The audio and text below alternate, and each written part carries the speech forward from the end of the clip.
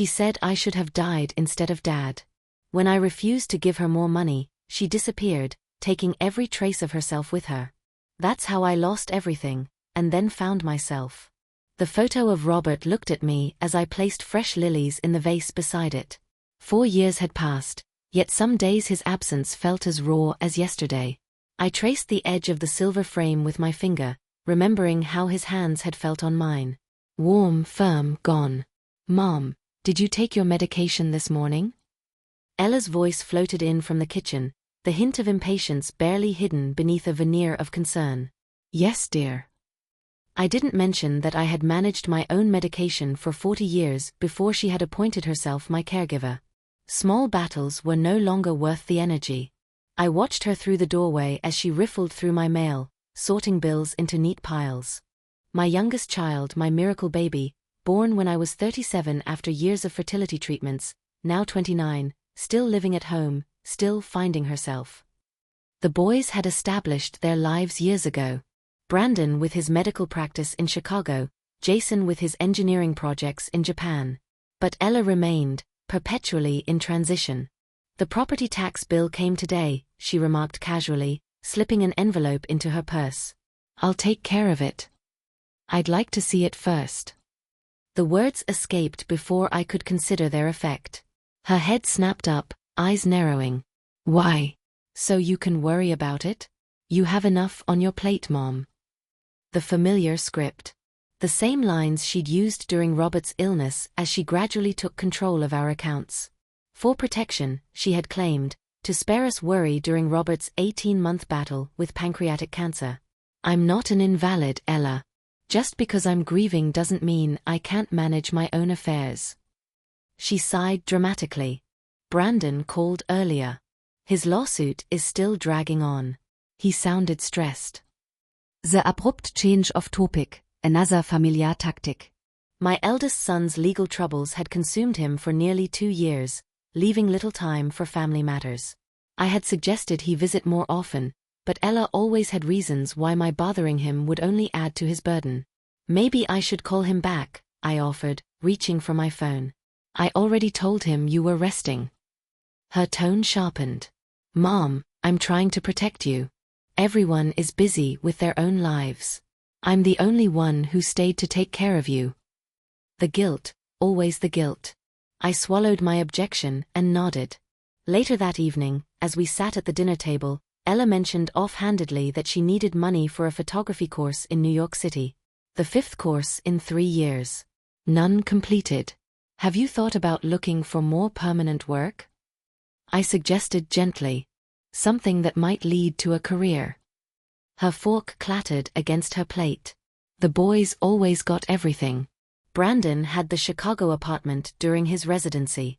Jason got help with his down payment. You've never believed in me. I stared at my daughter, suddenly seeing something I had been blind to for years. Behind her indignation was something calculating, something cold. For the first time since Robert's death, I wondered if I was truly seeing my daughter or just the role she had perfected.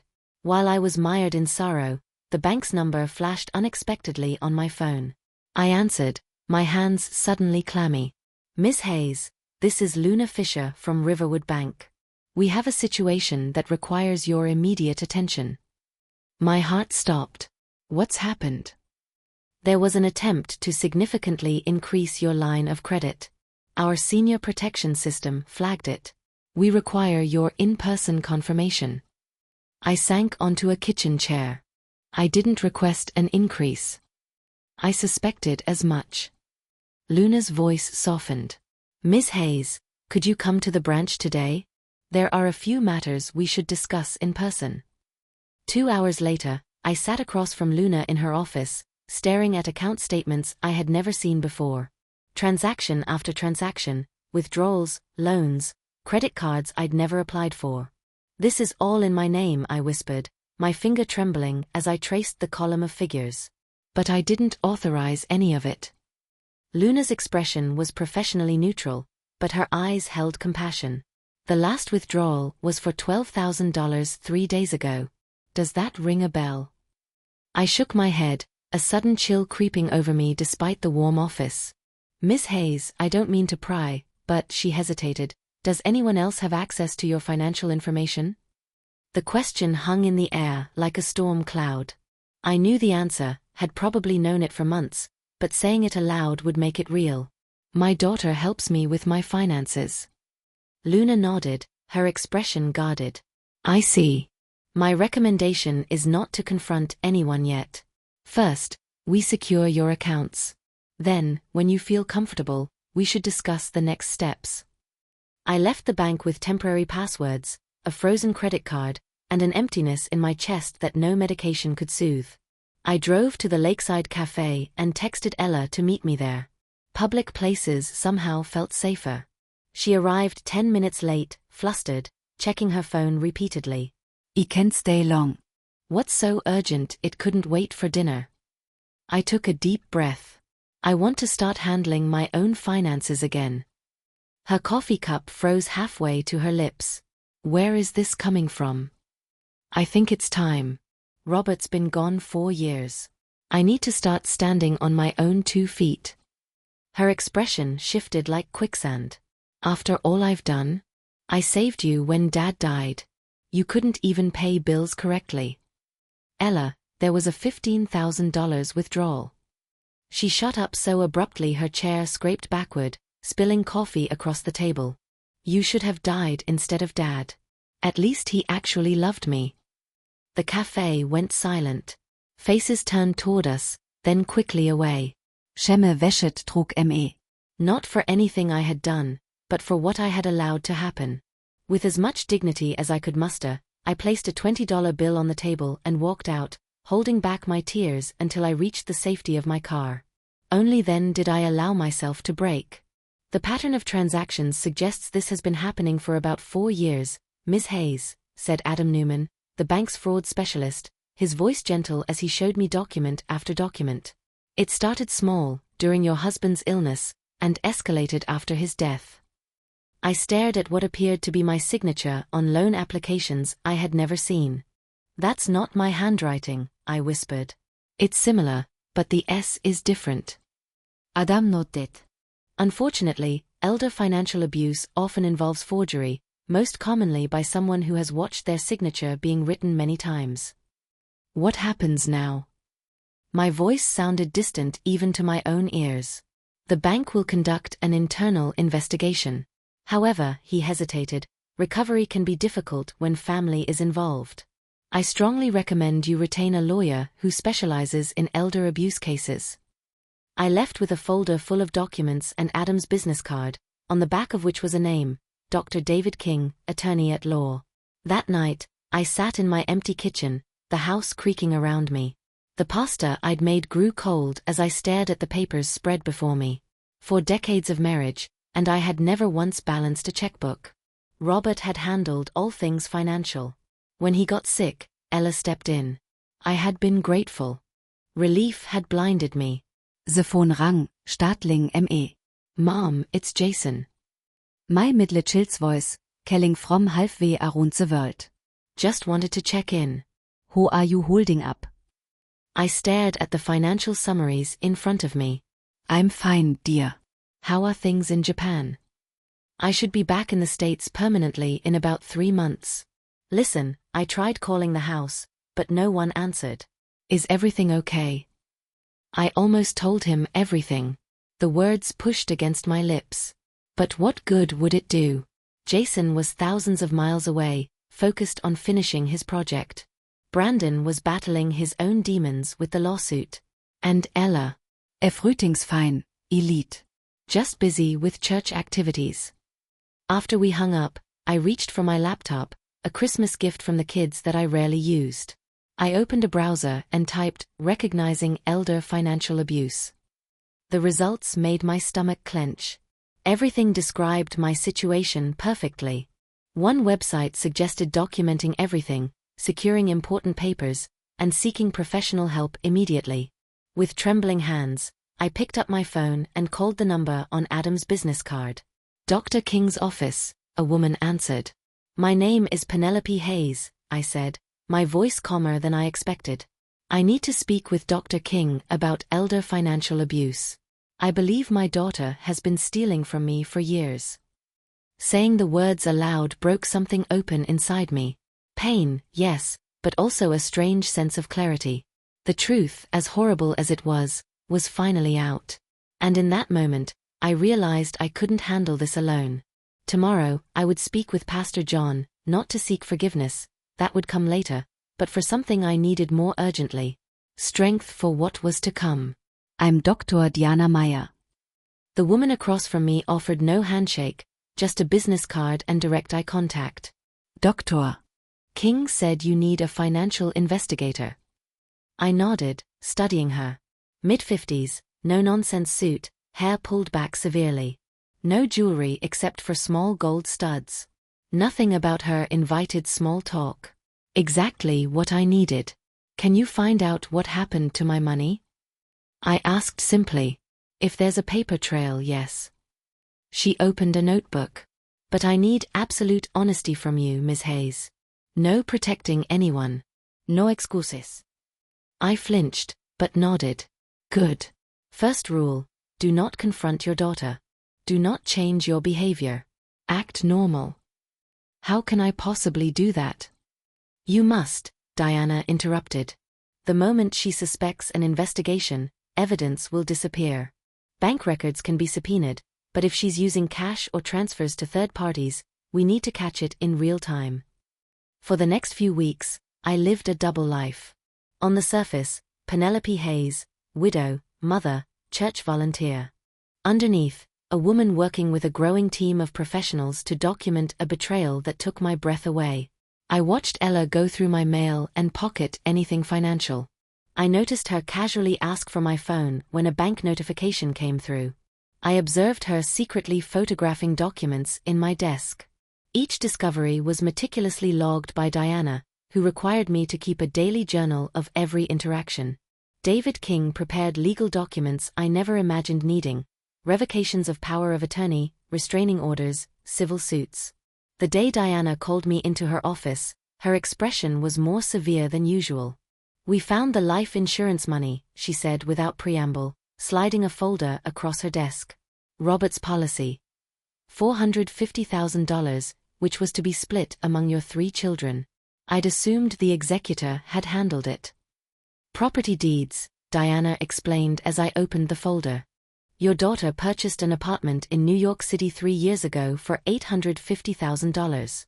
The down payment was exactly $150,000. 1/3 of your husband's policy. But she lives with me, I whispered. She said she couldn't afford her own place. It's rented out. $2,500 a month in income, deposited into an account you don't know about. My hands started to shake. She told me she was struggling. My voice broke. She asked me for money for basic expenses last week. Diana's expression softened fractionally. Ms. Hayes, we have enough. It's time to involve your sons.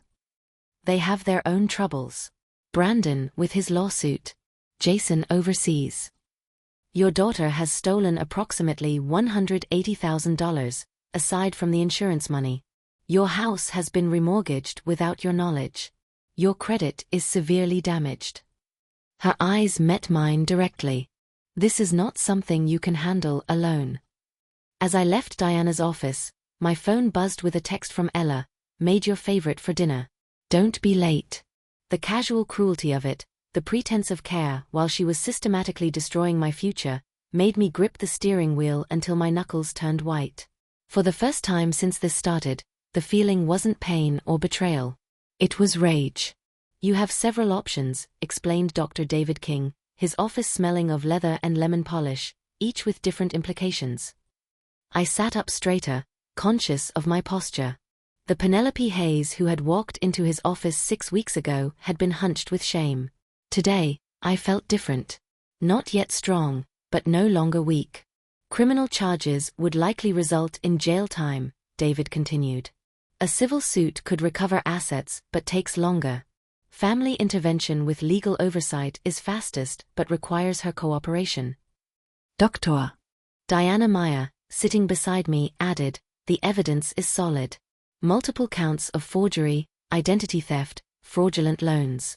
The decision is yours, but you need immediate protection. I looked at the folder in my lap, photos of my daughter entering banks with documents, ATM camera footage of her withdrawing cash from accounts I didn't know existed, my forged signature on loan applications. How do I protect myself right now? My voice was firm. Over the next 2 weeks, I implemented their recommendations. Credit freezes, new accounts at different institutions, formally disputing fraudulent loans. Each step was small, each one building toward security. At the same time, I began sessions with Dr. Eleanor Lehman, a therapist specializing in family trauma. When did you first notice concerning behavior from Ella? She asked during our second session.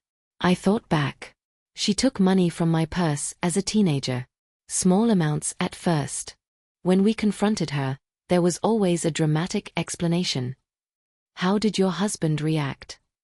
A memory surfaced. Robert, writing a check to a local store owner after a 16-year-old Ella was caught shoplifting. Let's handle this privately, he had insisted. No need for a record that could harm her future. He protected her, I admitted. We both did.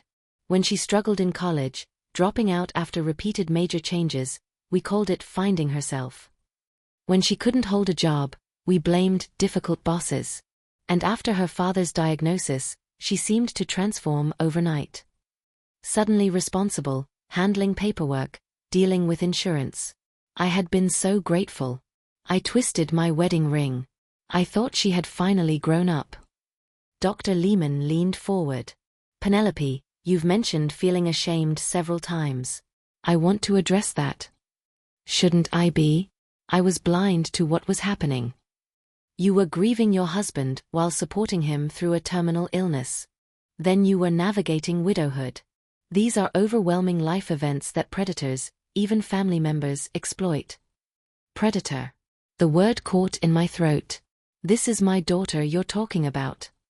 Yes, she said gently. And understanding that someone you love has intentionally caused harm is its own trauma. We have to address both the financial abuse and this emotional betrayal. Later that evening, swimming laps at the community pool, my first exercise in years, I thought about Dr. Lehman's words. Each stroke through the water felt like fighting against the weight of my own guilt. Nearby, a woman my age finished a perfect dive. As she surfaced, I recognized Patricia Wagner from my old book club. Penelope Hayes, I haven't seen you here in ages.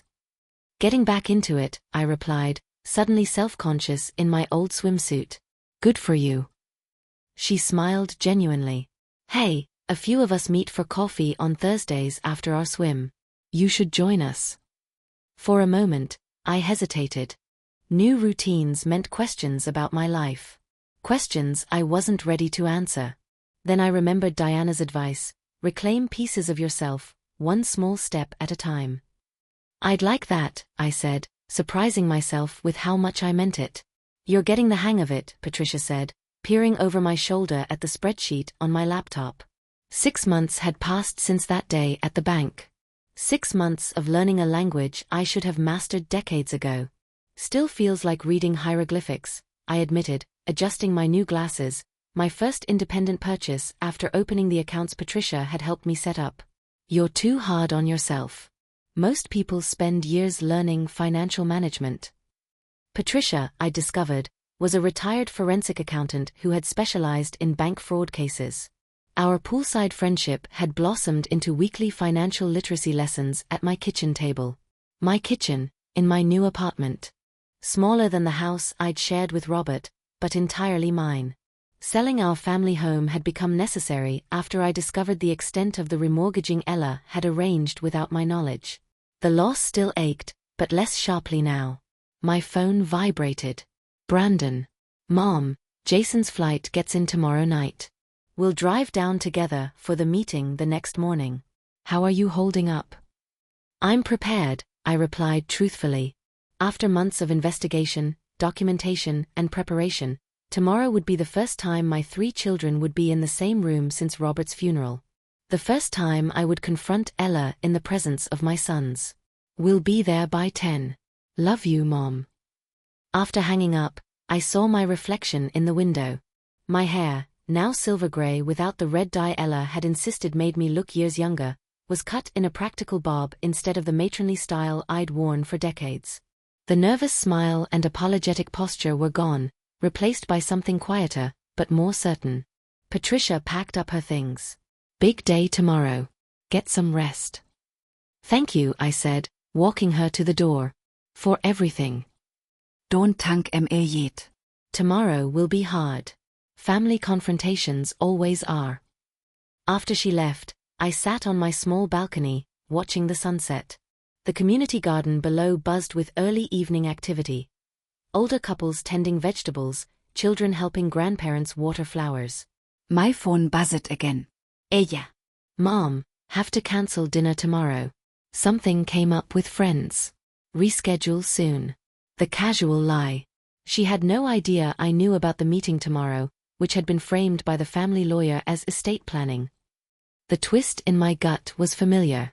That's fine, dear, I typed back, the familiar script still easy after months of pretense. Take care. I put the phone aside, remembering Dr. Lehman's words from our morning session. Tomorrow will feel like an ending, she had said, but it's actually a beginning. The beginning of truth in your family system. I wasn't sure Brandon and Jason were ready for that truth. Our few, cautious conversations had revealed their own blindness to their sister. Brandon dismissed her as merely irresponsible. Jason made excuses about her needing to find her way. Tomorrow would change everything for all of us.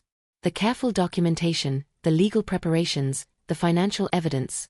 All of it would become real in a way that couldn't be ignored or explained away. As darkness fell, I went inside and lingered at the small desk where I kept Robert's photo. I wish you were here, I whispered, touching the frame. But I think you'd be proud of me now. For the first time, I believed those words might actually be true. Jason arrived first, dark circles under his eyes betraying his jet lag. My middle child, always the peacemaker, hugged me tightly. You look different, Mom, he said, studying me. In a good way. Life changes us, I replied, pouring him coffee in my small kitchen. How does it feel to be back in the States for good? An adjustment. The team in Tokyo still calls at 3 a.m. He sipped his coffee, looking around my new apartment. This place suits you, though I'm still confused why you sold the house so suddenly. Before I could answer, a sharp knock announced Brandon's arrival. My eldest entered with his characteristic purposeful stride, briefcase in hand, his eyes quickly scanning my living space. Downsizing was smart, he said after brief hugs. That house was too much upkeep. Always the pragmatist, making assessments, finding solutions. We sat at my kitchen table, the brothers exchanging news about careers and families. I let them talk, observing their familiar dynamic, Brandon taking the lead, Jason mediating. Roles established in childhood and unchanged over decades. So, Brandon finally said, glancing at his watch, what's this meeting about? Your text mentioned financial concerns. I took a breath. We should wait for the others. Others? Jason looked confused. Who else is coming? The doorbell answered his question. Dr. David King entered first, followed by Dr. Diana Meyer, whose expression remained professionally neutral as she nodded at my sons. What's going on, Mom? Brandon's voice sharpened with concern. Please. I gestured to the living room, where extra chairs had been arranged. Let's sit down. We're expecting one more person. Penelope asked us to facilitate a family discussion, David explained, setting his briefcase on the coffee table. I'm her attorney. Attorney. Jason's eyebrows shot up. Mom, are you in trouble? Not your mother, Diana said, checking her watch. Your sister should be arriving shortly. The confusion on my sons' faces would have been comical in another context. Ella knows about this meeting? Brandon asked. She believes it's about estate planning, I explained. She doesn't know its true purpose. Which is what, exactly? Jason's voice now had a sharp edge. I looked at my two sons, these men I had raised, now middle-aged with graying temples and lives in which I had become largely absent. How had we become such strangers? Your sister has been systematically stealing from me for the last 4 years, I said simply. Today, we're going to address it as a family. The shock on their faces confirmed what I'd suspected. Neither of them had seen it coming. Brandon recovered first, his analytical doctor's mind immediately searching for evidence. That's a serious accusation. Wat kind of proof? A knock on the door cut him off. Diana went to open it, returning with Ella, whose smile froze when she saw the assembled group. What's going on? Her eyes darted between her brothers. I thought this was about Mom's will. Please sit down, Ella, David said, his tone judicially formal. We have matters to discuss regarding your mother's finances. I watched her face closely, the flicker of panic quickly masked by indignation, the slight step back, the reflexive clutch of her handbag. I don't understand, she said, her voice rising slightly. Mom, what is this? Before I could speak, David opened his briefcase and removed a thick folder. I have here documentation of approximately 4 years of financial transactions conducted in Penelope Hayes's name without her knowledge or consent. Ella's face drained of color as David methodically laid out bank statements, loan documents, and property deeds. Each one a nail in the coffin of her deception. Brandon stood up abruptly. Is this true? Have you been stealing from Mom? And so it began. This is ridiculous. Ella's voice escalated to a high-pitched whine I recognized from when she was caught shoplifting at 16. Mom obviously doesn't understand what she's saying. She's been confused lately. Brand ons face harde net. The evidence looks pretty clear to me. What evidence? Some papers. Mom asked me to handle her finances. She couldn't manage after Dad died. Ella turned to me, her eyes wide. Tell them, Mom. Tell them how you asked for my help. I met my daughter's gaze steadily. I asked you to help with paying bills during your father's illness. I never authorized loans, credit cards, or the remortgaging of our home. Our home? That house belonged to all of us. Ella's strategy shifted instantly. I grew up there too.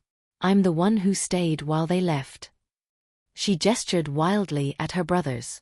Jason, ever the mediator, stepped forward. Ella, if there's been a misunderstanding. There is no misunderstanding, Diana interrupted, opening her laptop. We have video footage from bank cameras, documented forgery patterns, and witness statements from financial institutions. She turned the screen, showing footage of Ella at an ATM, then at a bank counter presenting documents. The timestamp showed a date from 6 months ago.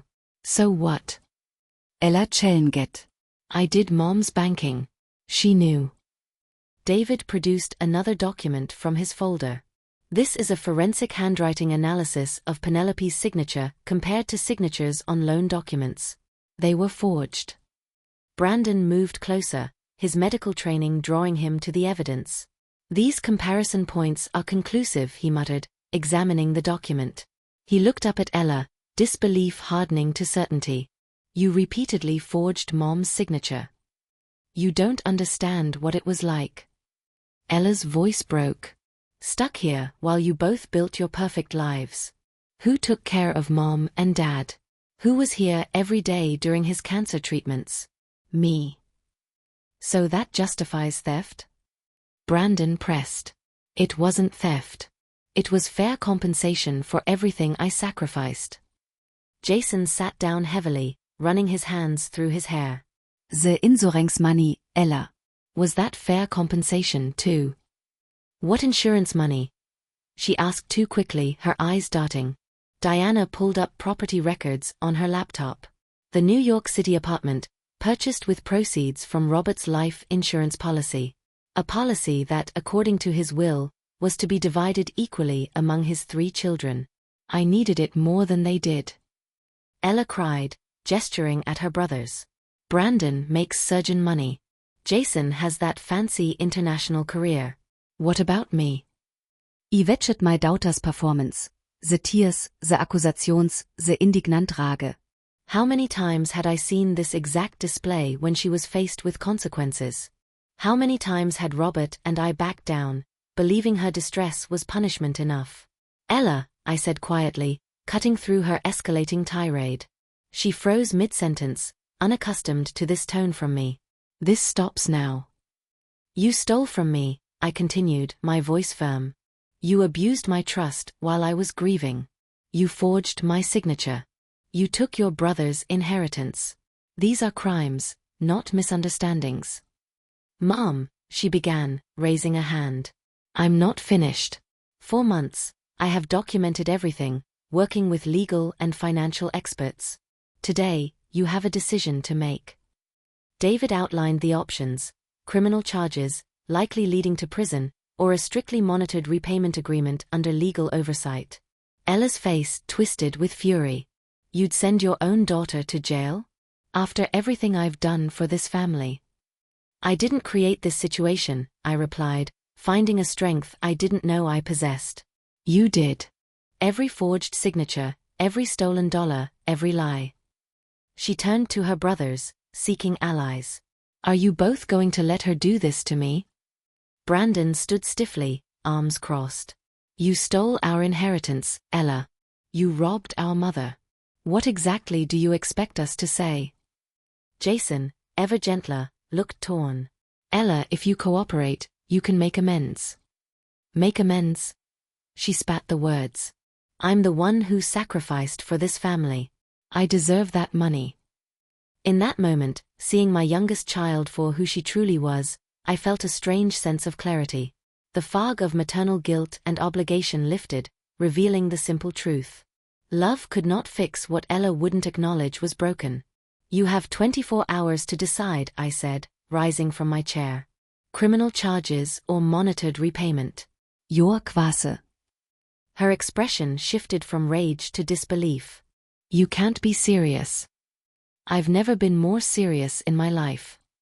She signed the agreement, David informed me, closing his leather portfolio. Reluctantly, but it's legally binding. 2 days had passed since the confrontation. 2 days of silence from Ella after her tearful departure from my apartment, Brandon escorting her out while Jason sat, stunned, on my sofa. What happens now? I asked, taking the copy David handed me. The apartment goes on the market immediately. The proceeds will be divided according to your husband's will. The repayment schedule for other funds begins next month, court-monitored for 5 years. Diana, who had joined us via video call, added, We've initiated disputes with the financial institutions. Several have already agreed to partial forgiveness based on the fraud evidence. It felt surreal, reducing 4 years of betrayal to legal documents and repayment plans. The practical solution to an emotional devastation. Did she say anything? I couldn't help but ask. Why? David hesitated. Miss Hayes, in my experience with cases like this, there's rarely a satisfying explanation. Entitlement, opportunity, rationalization. Those are common factors, but they don't provide the closure families hope for. After they left, I walked to the community center where I'd started volunteering 3 afternoons a week. The routine kept me anchored, cataloging donated books, helping elderly neighbors with tech questions, teaching a basic financial literacy class that had started as a joke but quickly attracted a dozen regulars. Penelope. Patricia warfet from the reception desk. You have visitors. Brandon and Jason stood awkwardly in the lobby, both looking exhausted. We hadn't spoken since they left my apartment after the confrontation. Let's get coffee, I suggested, leading them to the center's small cafe. Once they were seated, Brandon spoke first. We met with Ella and her lawyer this morning. I nodded, waiting. She's not sorry, Jason said carefully. She still thinks she was entitled to the money. I know. The knowledge hurt but no longer surprised me. Mom, I owe you an apology, Brandon said suddenly.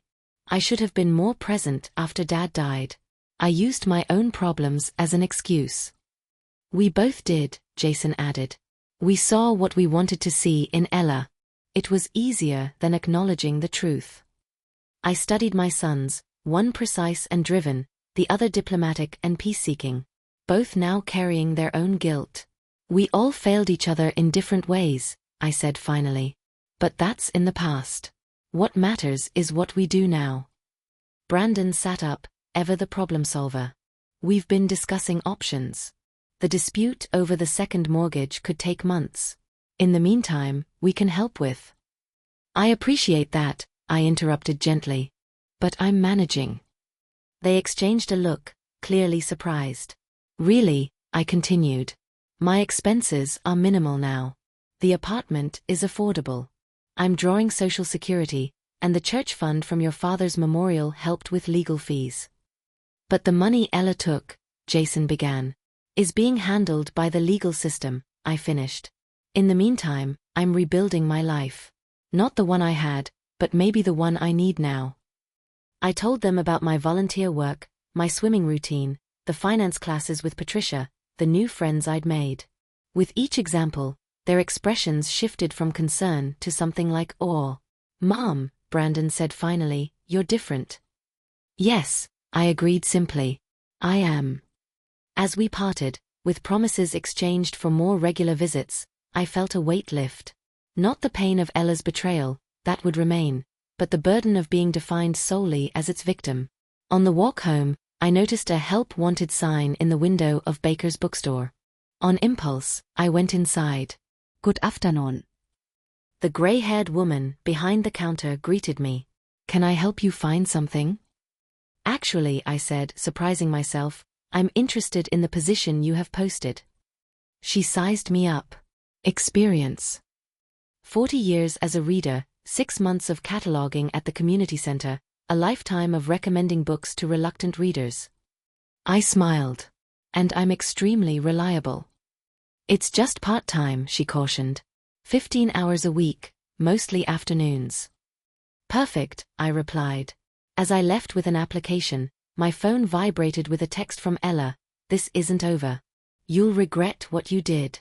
I stared at the message, feeling the familiar sting of pain, but also something else. A certainty that hadn't been there before. I deleted the message without replying and kept walking, my head held high. Penelope, your 9 a.m.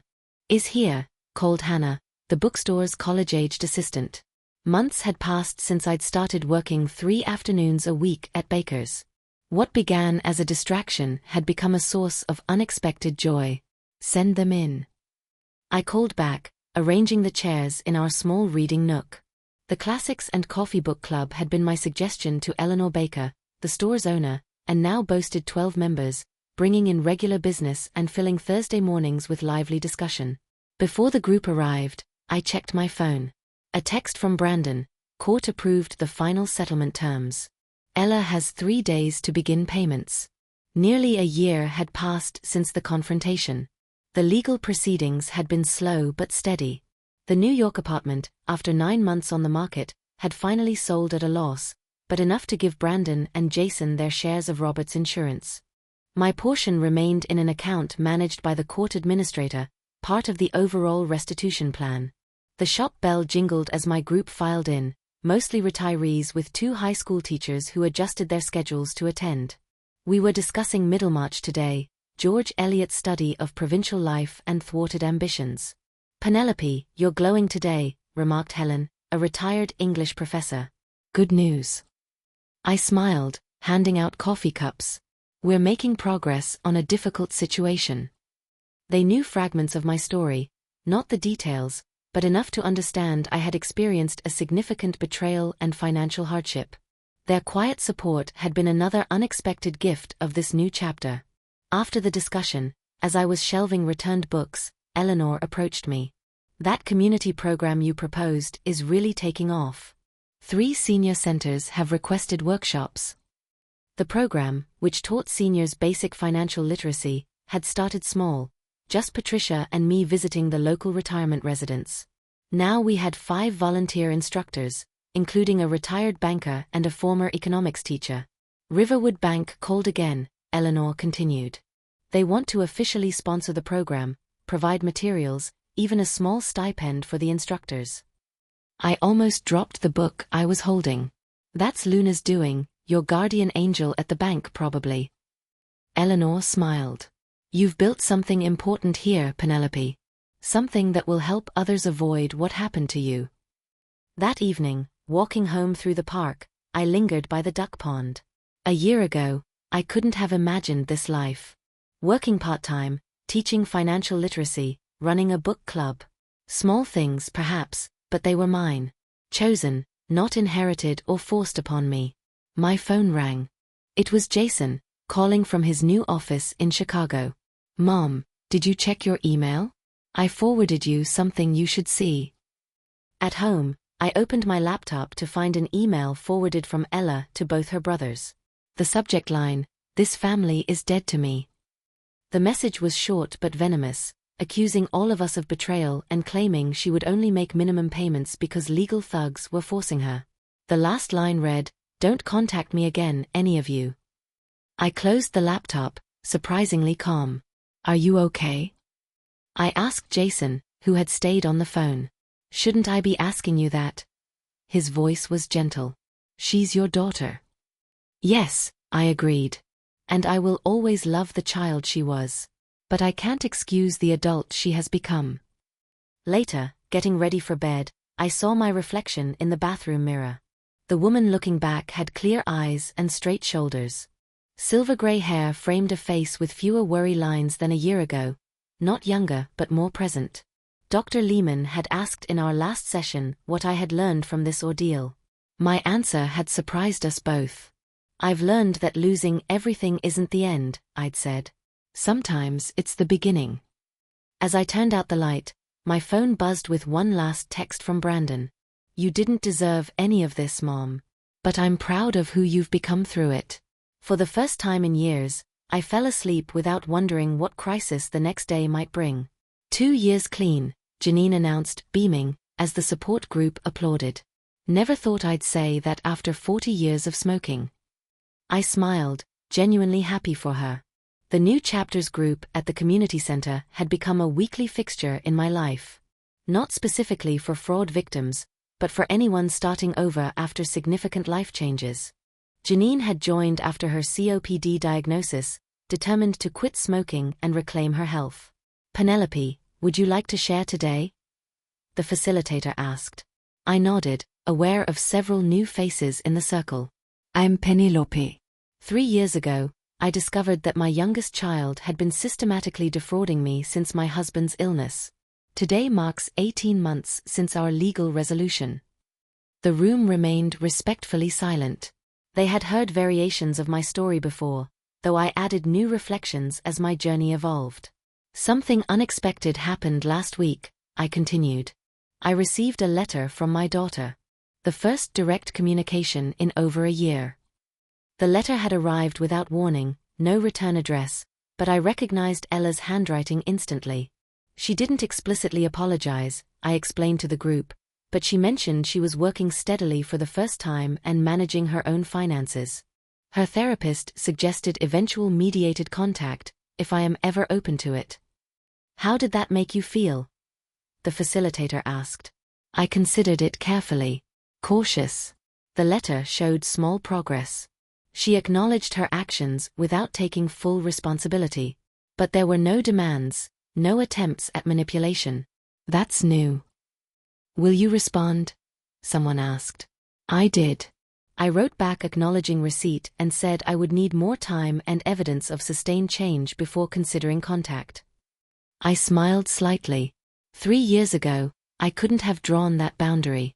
I would have rushed to forgive, to fix, to restore what was broken, regardless of the cost to myself. After the meeting, I walked to the waterfront park that had become my thinking spot. The small coastal community I now called home offered a peace I hadn't known was possible. My modest rented cottage, surrounded by lavender and rosemary, was 4 blocks from this beach. Brandon and Jason visited regularly now, Brandon monthly from Chicago, Jason more frequently since he'd taken a position at a nearby university. Our relationships had evolved, becoming more honest, less defined by old family roles. My phone vibrated. A text from Patricia. Conference call with the bank in 30. Don't forget. Our financial literacy program had expanded beyond all expectations. What started as informal workshops now operated as a small nonprofit, Secure Futures, providing education throughout the county. Riverwood Bank had become our primary sponsor, and Luna Fisher had joined our advisory board after she retired. Walking home, I reflected on the journey. The financial wounds were healing slowly. Some of the fraudulent loans had been forgiven, others restructured. Ella's court-ordered payments arrived erratically, but just regularly enough to avoid legal consequences. The deeper healing had come from unexpected sources: the bookstore community, my volunteer work helping others protect themselves, reconnecting with my sons as adults rather than as their maternal caretaker. At home, I prepared for the conference call, reviewing our program metrics. The cottage's kitchen table, now my office, held neat stacks of teaching materials. My laptop, once intimidating, had become an indispensable tool. At 79, I had mastered skills I once thought were beyond me. Before dialing in, I glanced at Robert's photo, now flanked by pictures of Brandon's children and Jason's recent wedding. "You wouldn't recognize me now," I said softly to my husband's image. "But I think you'd be proud." The betrayal had nearly destroyed me. The legal battle had exhausted me. The family fracture still ached like a wound that would never fully heal. Yet as I stood in my small kitchen, preparing to discuss the program that had helped dozens of seniors protect themselves from similar exploitation, I felt something I thought was lost forever: purpose. I hadn't chosen this path. It had chosen me, through circumstances I would never have willingly accepted. But walking it had revealed strengths I never knew I possessed and forged connections I would never have otherwise made. Es idealet into the conference call, I SAV my reflexion in the window, upright, clear-eyed, present. Defined not by what had been taken from me, but by what I had built from the ruins. Not the life I had planned, but finally, entirely mine.